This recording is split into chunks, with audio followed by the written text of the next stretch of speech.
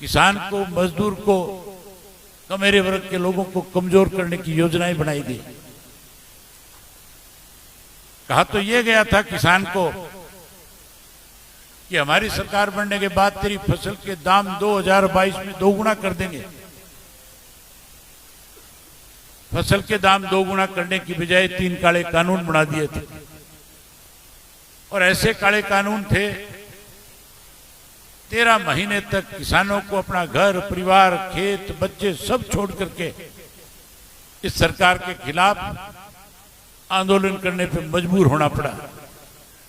मैं भी उस आंदोलन का हिस्सा था।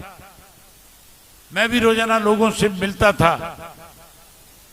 मुझे ऐसे ऐसे बुजुर्ग मिले जिन्होंने लगातार 13 महीने से अपने परिवार के किसी सदस्य से मिलने की बजाय आप लोगों की लड़ाई लड़ने का काम किया। एक वक्त ऐसा आया, एक दौर ऐसा आया जब मैं अपने हजारों साथियों के साथ टीकरी के बॉर्डर के ऊपर किसान आंदोलन और मजबूत हो, किसानों का हौसला और ज्यादा बढ़े, जब मैं उनको समर्थन देने गया तो वहां जो किसान नेता बैठे थे उन नेताओं ने मेरे सामने एक प्रस्ताव रखा। मुझे कहने लगे कि हमें खुशी है कि आप हमारा समर्थन करने आए हो, लेकिन हम आपसे उम्मीद करते हैं आज चौधरी देवीलाल अगर जिंदा होते तो इस आंदोलन की रूपरेखा अलग तरह की होती। मैंने उनसे कहा कि मैं आपकी मंशा को समझता हूं। मैंने उसी वक्त प्रेस के लोगों को बुला करके कहा कि 26 जनवरी तक या तो किसानों की मांगों को मान लिया जाएगा, अगर सरकार ने मांग नहीं मानी तो 27 जनवरी को इस्तीफा देकर के किसानों के बीच में जाकर किसान आंदोलन को और मजबूत करने का काम करूंगा। 26 तारीख को साथियों सरकार की तरफ से षड्यंत्र रचा गया। जो किसान ट्रैक्टर लेकर के दिल्ली में ट्रैक्टर यात्रा निकाल रहे थे, शाम होते होते कैसे उस यात्रा को बदनाम किया जाए, कैसे आंदोलन तोड़ा जाए, सरकार की तरफ से टेलीविजन के ऊपर खबर चला दी गई कि आज की यात्रा में खालिस्तानी आए हुए थे, आज की यात्रा में आतंकवादी थे जिन्होंने लाल किले पे जाकर के तिरंगे का अपमान करने का काम किया है। इस तरह की अफवाह फैला करके आंदोलन को कमजोर करने का प्रयास हो रहा था। और जब ये खबर चली तो मेरे पास बहुत से साथियों के फोन आए।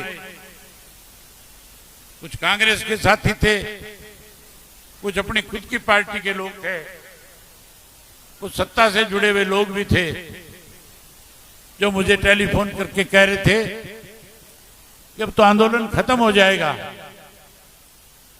अब आपके इस्तीफे का कोई मायना नहीं बचेगा, अब आपको पुनर्विचार करना चाहिए। मैंने उन लोगों से कहा कि अगर आप किसान के हितैषी हैं, आप चाहते हैं 3 काले कानून खत्म हो, अगर आप चाहते हो कि किसान को एमएसपी की गारंटी मिले, तो फिर आप लोगों को मुझे इस तरह की राय देने की बजाय मेरे साथ चल करके इस्तीफा दे देना चाहिए। उनकी हिम्मत नहीं हुई। मैंने जो वायदा किया था अपने वायदे को पूरा करते हुए 27 तारीख को जाकर के इस्तीफा देकर के टीकरी के बॉर्डर पे आकर के बैठ गया था।